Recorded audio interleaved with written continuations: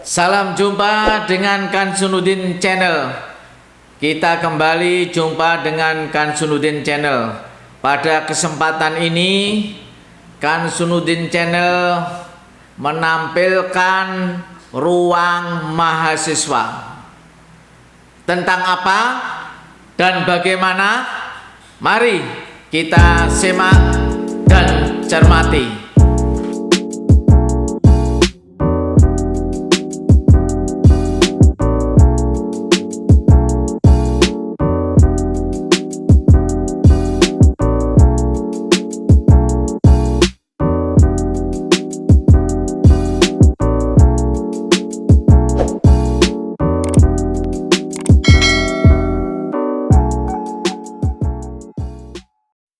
Assalamualaikum warahmatullahi wabarakatuh. Perkenalkan, nama saya Delia Anita Ningrum dengan NIM 202033312 sebagai moderator, dan teman-teman saya Erma Novitasari dengan NIM 202033320, Septiani Nuraini Arifin dengan NIM 202033338, Vicky Nurazizah dengan NIM 202033339, dan Oktara Rosiana Asri dengan NIM 202033088. Di sini kami akan mempresentasikan materi yang berjudul laporan.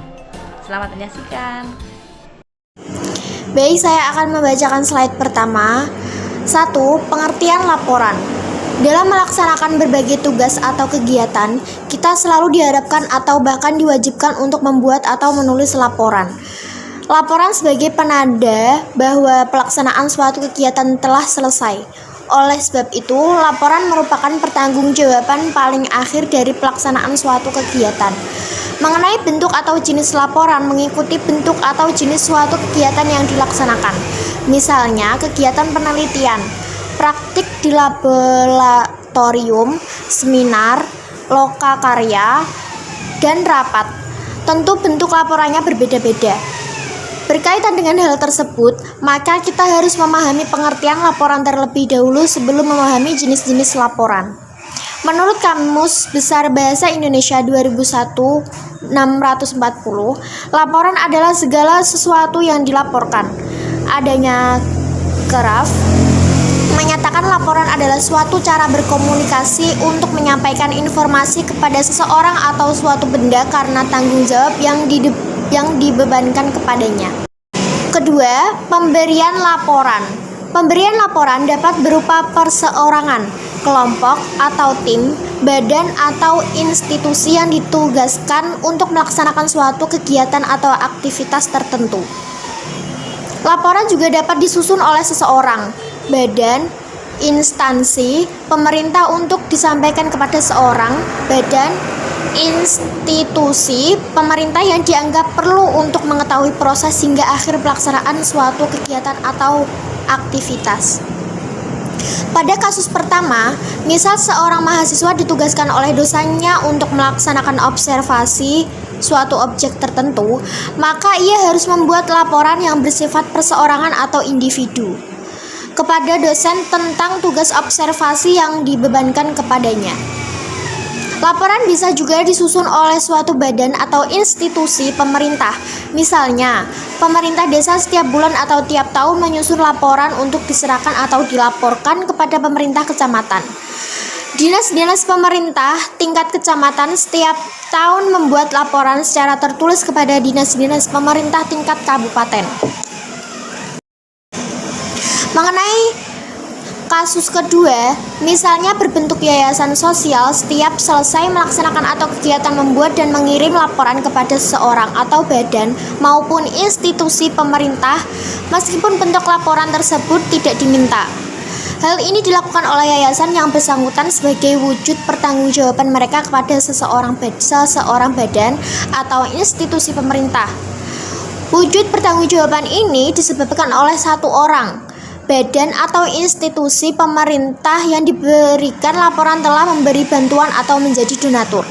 Yang kedua, seorang badan atau institusi pemerintah yang bersangkutan memiliki ikatan moral dan sosial. Yang ketiga, seorang badan atau institusi pemerintah yang bersangkutan memiliki ikatan atau hubungan koordinasi kerjasama dengan berbagai hal atau aspek, sehingga perlu diberi laporan sebagai informasi bahwa yayasan yang bersangkutan aktif melaksanakan berbagai kegiatan. Yang ketiga, penerimaan laporan.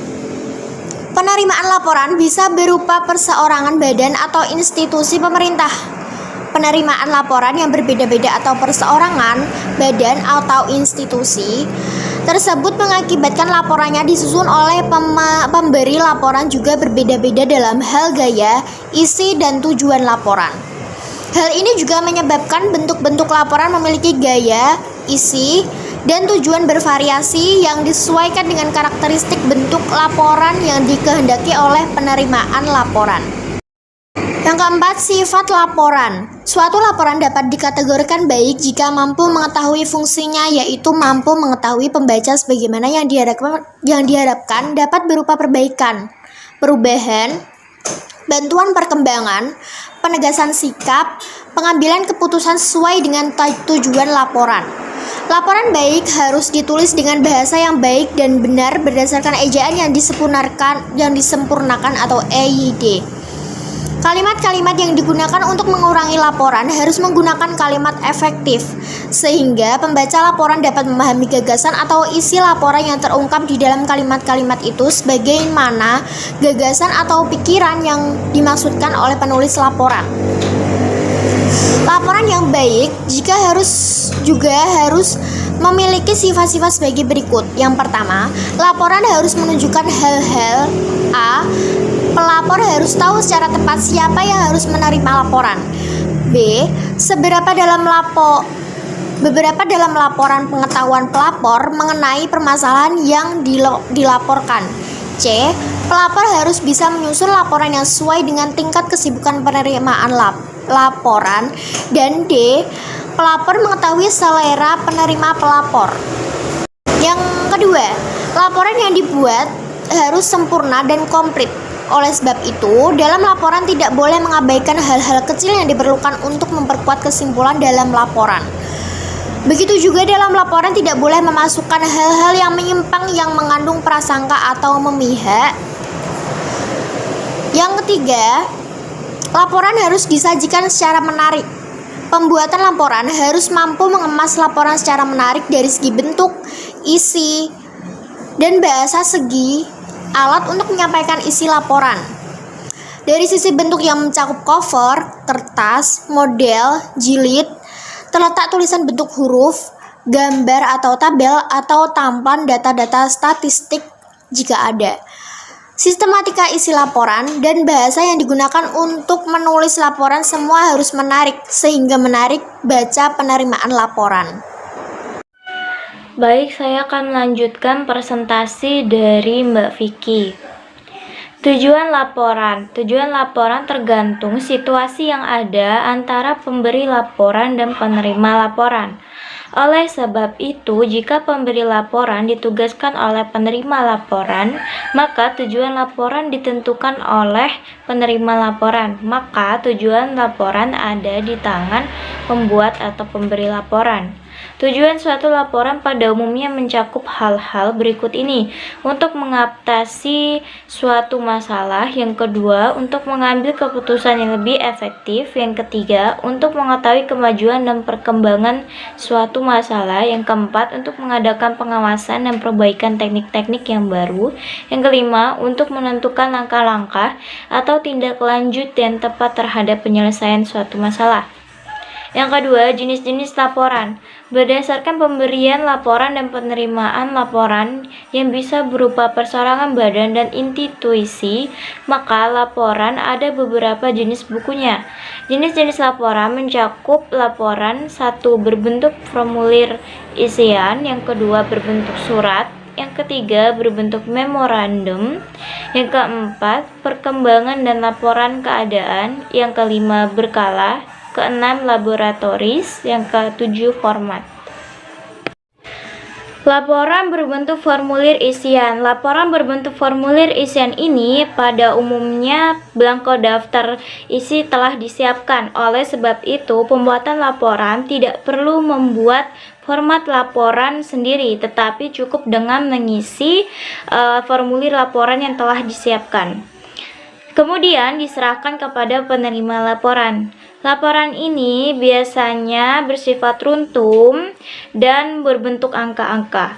Laporan berbentuk surat. Laporan berbentuk surat tidak jauh berbeda dengan bentuk surat biasa. Oleh karena itu, sistem penulisan laporan juga mengikuti aturan atau gaya penulisan yang berlaku dalam surat. Misalnya, laporan berbentuk surat dalam penulisannya mengikuti model surat bentuk lurus penuh atau full box style atau bentuk takuk atau indented style. Laporan yang berbentuk surat dapat dimanfaatkan untuk menyampaikan berbagai ragam topik laporan. Sebagaimana telah dijelaskan bahwa model laporan berbentuk surat ini dapat mengikuti bentuk-bentuk penulisan surat yang dikehendaki seperti full box style atau indented style dalam melaporkan topik laporan yang berbeda-beda.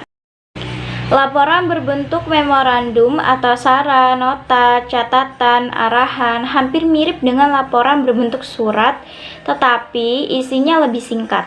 Bentuk laporan ini pada umumnya digunakan berkaitan laporan-laporan singkat dalam bagian-bagian suatu organisasi atau antara atasan dan bawahan dalam suatu hubungan kerja.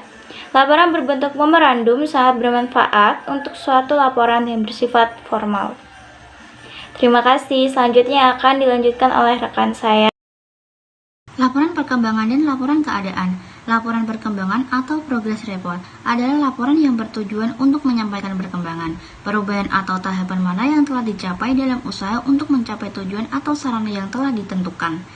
Laporan perkembangan menekankan apa yang telah terjadi dari permulaan sampai laporan yang bersangkutan disusun atau dibuat. Laporan ini digunakan untuk mengidentifikasi laporan-laporan yang menyajikan kemajuan-kemajuan yang telah dicapai untuk mencapai tujuan yang umum. Laporan perkembangan dan laporan keadaan sebenarnya saling berkaitan. Oleh sebab itu, kedua jenis laporan tersebut tidak perlu mengemukakan perkembangan-perkembangan yang telah dicapai tidak dapat lepas dari aspek-aspek keadaan yang ada.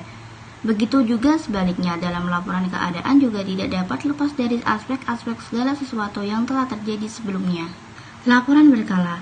Laporan berkala sering disebut laporan periodik. Laporan ini dibuat atau disusun dalam jangka waktu tertentu. Apabila laporan berkala dibuat dalam kaitannya dengan proyek, maka laporan ini dapat juga dinamakan laporan perkembangan. Dalam bentuk yang sederhana, laporan berkala ini dapat disusun dalam bentuk formulir-formulir isian atau bentuk memorandum. Berdasarkan bentuk-bentuk yang sederhana tersebut dapat diadakan penyempurnaan sehingga menjadi bentuk yang lengkap dan kompleks berupa laporan tahunan. Laporan laboratoris. Pada umumnya, laporan laboratoris ditulis dengan mengisi daftar isian yang telah distandarisasi, akan tetapi dalam hal bentuk standarisasi antara instan yang satu dengan yang lain tidak sama. Hal ini disebabkan tiap-tiap instansi membuat atau menciptakan variasi-variasi yang dianggap sesuai dengan kebutuhan dan keperluannya. Namun demikian, ada hal-hal pokok yang berlaku dalam suatu kerangka laporan laboratoris. Hal-hal pokok ini menunjukkan unsur-unsur yang sangat penting dalam kerangka laporan laboratoris. Hal-hal tersebut berikut ini: 1.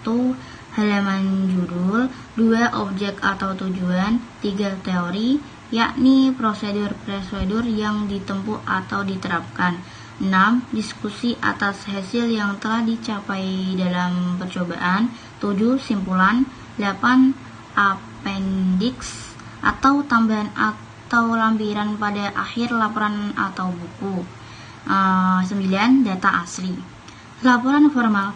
Laporan formal adalah laporan yang memenuhi persyaratan-persyaratan tertentu yang telah ditetapkan oleh badan atau institusi penerimaan laporan, sedangkan nadanya bersifat impersonal dan materinya disajikan dalam struktur yang baku yang berlaku dalam laporan-laporan resmi suatu badan atau institusi. Adapun ciri-ciri laporan formal sebagai berikut: 1. Harus ada halaman judul, 2. Ada surat penyerahan, 3. Ada daftar. 4. Ada ikhtisyar atau kadang-kadang abstrak untuk mengawali laporan. 5. Ada pendahuluan atau sebagai suatu informasi awal bagi pembaca. 7. Isi laporan yang terdiri atas judul-judul dengan tingkat yang berbeda-beda. 8. Nada yang digunakan ialah nada yang resmi dan gayanya bersifat inspirasional atau tidak bersifat pribadi atau tidak berkaitan dengan tidak mengenali seseorang. 9. Dalam laporan formal, jika diperlukan dapat dilengkapi dengan tabel dan angka baik yang terintegrasi dalam teks atau uraian laporan atau dilampirkan di bagian tersendiri. Struktur laporan formal. Laporan formal harus ditulis dalam bentuk dan struktur yang baik. Segi bentuk berkaitan dengan penyusunan, sedangkan segi struktur berhubungan dengan organisasi atau sistematis laporan. Adapun struktur laporan formal meliputi unsur-unsur sebagai berikut: A. Halaman judul. B. Surat penyerahan. C. Daftar isi. D. Ikhtisyar atau abstrak. E. Pendahuluan. F. Isi laporan. G. Simpulan. H. Saran atau rekomendasi. I. Appendix. J. Bibliografi. Baik, saya akan melanjutkan video presentasi tentang 3.1 halaman judul. Halaman judul memuat 1. Pokok atau topik laporan. 2. Orang badan atau institusi yang akan menerima laporan. 3. Orang badan atau institusi pembuat laporan. Keempat, penanggalan laporan. Halaman judul merupakan label atau titel suatu laporan. Oleh sebab itu, judul harus menarik dan mencerminkan isi laporan singkat, padat, makna. Jangan terlalu panjang karena dapat mengaburkan pokok permasalahan yang dilaporkan. 3.2 Surat penyerahan. Surat penyerahan atau letter of transmittal berfungsi sebagai kata pengantar dalam buku. Adapun panjang pendek surat penyerahan tergantung pada tujuan dan sifat topik atau laporan. Apabila sebuah laporan itu bersifat rutin, maka surat penyerahan cukup dirumuskan dalam 1 atau 2 kalimat. Dalam laporan, surat penyerahan dapat berfungsi menggantikan kependudukan, simpulan, atau ikhtisar. Selanjutnya, 3.3 Daftar isi. Daftar isi membuat rekapitulasi dari semua judul yang ada dalam laporan. Hal ini dimaksudkan agar pembaca atau penerima laporan dapat secepatnya mengetahui isi laporan. Adapun pengguna langkah angka atau huruf sebagai penanda tingkatan judul disesuaikan dengan teknisnya, sehingga memudahkan pembaca atau penerima laporan mengenal struktur laporan. 3.4 Ikhtisar dan abstrak. Pengertian ikhtisar antara lain summary dan abstrak antara lain abstrak. Sering tumpah tindih. Untuk menghindari salah pengertian, maka perlu diperjelas batas ikhtisar dan abstrak. Abstrak adalah suatu bagian uraian yang singkat yang terdiri dari atas 6 atau 8 baris. Abstrak bertujuan untuk menerangkan kepada pembaca hal-hal penting atau sari inti laporan, atau menerangkan pembaca mengenai aspek-aspek mana yang tercakup dalam laporan tanpa menjelaskan atau menguraikan aspek-aspek tersebut. Ikhtisar dalam konteks laporan adalah sesuatu bagian dari tulisan yang menyampaikan suatu informasi yang terpenting dari sebuah laporan dalam bentuk singkat. Ikhtisar sebuah laporan ditempatkan pada awal laporan dan dapat berdiri sendiri sebagaimana halnya ikhtisar. Di tempat ikhtisar merupakan bagian yang sangat penting setelah simpulan dan rekomendasi. Oleh sebab itu, penerima atau membaca laporan tidak perlu membaca berkali-kali sebuah laporan jika ingin mengingat kembali isi laporan. Tetapi, cukup membaca sekali isi laporan secara lengkap. Setelah itu, cukup membaca ikhtisar. Bagaimana perbedaan antara abstrak atau ikhtisar? Perhatikan hal-hal di bawah ini. Yang pertama, abstrak. 1. Bentuknya sangat singkat atau lebih singkat daripada ikhtisar. Kedua, mengemukakan aspek-aspek yang ada dalam laporan. Ketiga, berdasarkan unsur-unsur, pembentuk tema abstrak hanya mengandung topik persoalan. Kedua, ikhtisar. 1. Bentuknya lebih panjang daripada abstrak. Kedua, mengemukakan aspek-aspek dan menginformasikan atau menjelaskan mengenai aspek-aspek ada dalam laporan. Ketiga, berdasarkan unsur-unsur tema, ikhtisar mengandung topik, persoalan, dan tujuan yang hendak dicapai melalui topik yang bersangkutan. Selanjutnya 3.5 pendahuluan. Pendahuluan mengemukakan hal ihwal atau latar belakang yang berkaitan dengan isi laporan. Hal ihwal tersebut ialah tujuan laporan, mengapa laporan itu ditulis, siapa yang menyuruh atau memerintahkan untuk membuat atau menyusun laporan, siapa saja yang ditugaskan untuk menyelidiki masalah atau satuan tugas, wilayah-wilayah mana saja yang tercakup, kapan tugas itu mulai dilaksanakan dan kapan berakhir, di mana dan bagaimana penulis laporan mendapatkan informasi tentang masalah yang dilaporkan. Mengenai penulisan pendahuluan, dapat juga disusun berdasarkan judul dan subjudul. Misalnya, subjudul pendahuluan meliputi 1. Maksud dan tujuan, 2. Ruang lingkup, 3. Sumber informasi, 4. Autorisasi, 5. Kapan tugas dilaksanakan dan berakhir. Selanjutnya 3.6 isi laporan. Isi laporan merupakan inti atau sari persoalan dalam laporan. Oleh sebab itu, dalam isi laporan mencakup hasil pengamatan fakta-fakta, pencocokan fakta-fakta dengan data-data yang telah ada sebelum tim atau satuan tugas turun dan mengamati fakta-fakta lapangan, semua masalah yang mendukung maupun penghambat pemecah masalah, dan pembahasan dan hasil pembahasan mengenai pokok persoalan yang akan dilaporkan. Sebelum menyusun atau menulis laporan, sebaiknya penulis atau penyusun laporan membuat kerangka atau rancangan laporan. Kerangka ini menggambarkan bagian-bagian laporan secara jelas, logis, sistematis, dan terarah. Hal ini memudahkan pembuat laporan di dalam menyusun laporan secara menyeluruh, lengkap, dan mendalam. Begitu juga dalam isi laporan harus menunjukkan bahwa fakta-fakta yang diajukan harus nyata dan atau dapat dipercaya, bukan hasil rekayasa, objektif, jelas, lengkap, dan terarah pada tujuan yang hendak dicapai. Yang ketiga, 7 adalah simpulan dan saran. Simpulan diturunkan dari fakta-fakta dan lebih banyak mempersoalkan hubungan-hubungan logis.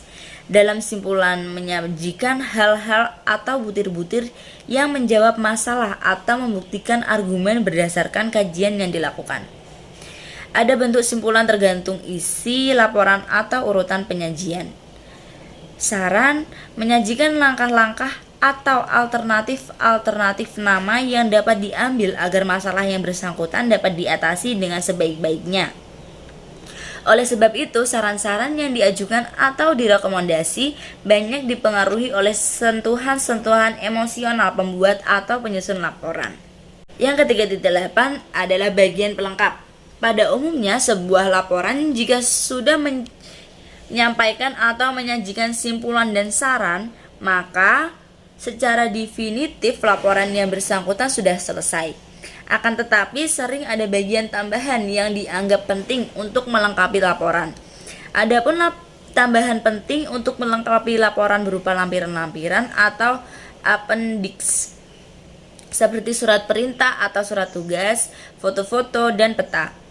Serta jika laporan yang bersangkutan berkaitan dengan analisis ilmiah yang menggunakan bahan-bahan pustaka, maka wajib diberi lampiran daftar pustaka atau bibliografi. Selanjutnya, yang keempat adalah laporan buku. Bentuk laporan buku banyak dilaksanakan di kalangan pendidikan, terutama di perguruan tinggi. Laporan buku di kalangan perguruan tinggi bertujuan untuk mendorong mahasiswa membaca buku-buku yang diwajibkan oleh dosen dan untuk meningkatkan kemampuan mahasiswa dalam memahami isi buku. Mengenai bentuk laporan buku tidak harus mengikuti prasyarat formal. Oleh sebab itu, bentuk laporan buku berbeda dengan bentuk laporan-laporan yang lain. Bentuk laporan buku terdiri atas 1. Judul, 2. Pendahuluan yang mencakup surat penyerahan dan pendahuluan. Yang ketiga adalah isi laporan. Yang keempat adalah simpulan dan saran. Dalam laporan buku, pendahuluan mengemukakan tugas yang diberikan, khususnya dalam bimbingan dalam bidang apa dan untuk tingkat pendidikan yang mana. Di samping itu disebutkan juga judul buku, nama pengarang, tempat penerbitan, penerbit, tahun terbit, cetakan atau edisi keberapa.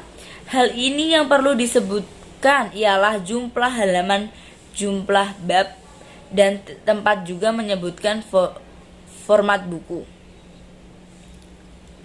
Hal-hal tersebut merupakan keterangan teknis dalam laporan buku. Nah, sudah selesai teman-teman. Terima kasih. Demikian tadi presentasi dari kelompok kami. Mari kita mengucapkan alhamdulillah. Saya sebagai moderator mohon maaf atas segala kekurangannya dan terima kasih untuk perhatiannya. Wassalamualaikum warahmatullahi wabarakatuh. Ya, demikian ruang mahasiswa yang telah menampilkan diri. Semoga banyak hal yang bisa digali. Tetap di Kansunuddin Channel. Terima kasih.